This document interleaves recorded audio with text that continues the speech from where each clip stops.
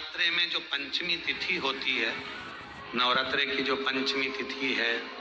उस पंचमी तिथि के दिन अशोक सुंदरी का जो स्थान होता है उसको समझिएगा थोड़ा सा। जैसे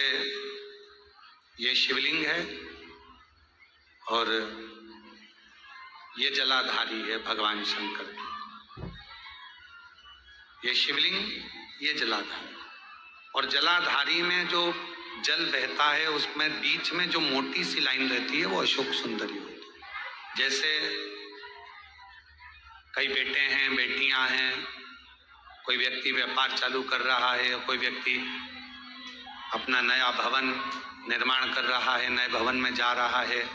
या कुछ अच्छी दुकान खोलना चाह रहा है, कोई अपने लक्ष्य पर पहुंचना चाहता है और पहुंच नहीं पा रहा।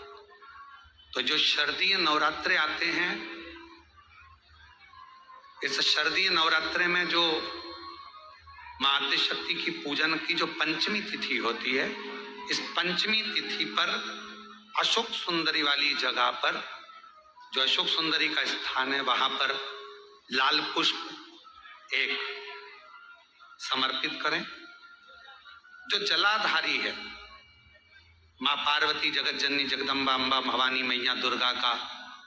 हस्त कमल, इस पर 7 जगह पर कहीं पर भी लाल चंदन की बिंदी 7 स्थान पर कहीं पर भी रखें, और 1 लोटा जल शिव जी को पंचमी के दिन, नवरात्रि की, शारदीय नवरात्रि की पंचमी के दिन कामना करते हुए उत्तर की ओर मुख कर कर, अर्थात यहाँ बैठते हुए शिव जी पर जल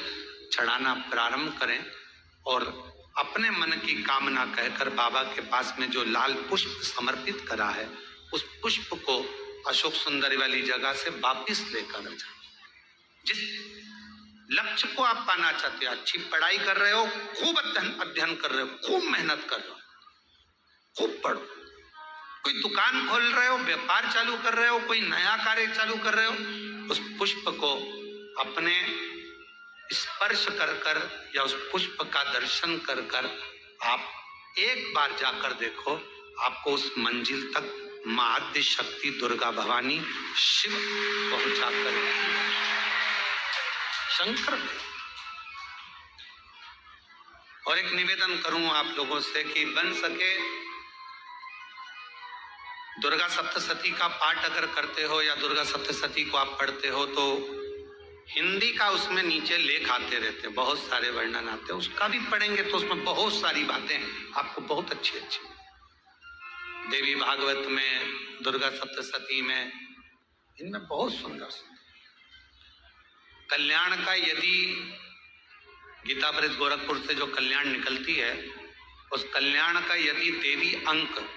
अगर आप पढ़ेंगे माता दुर्गा भवानी पर, बड़ा सुंदर, उसमें भी बहुत सी चीजें हैं, मां आदिशक्ति की आराधना की, साधना की, पूजन की पद्धति बहुत सुंदर, उसका ध्यान करें। शिव से कुछ,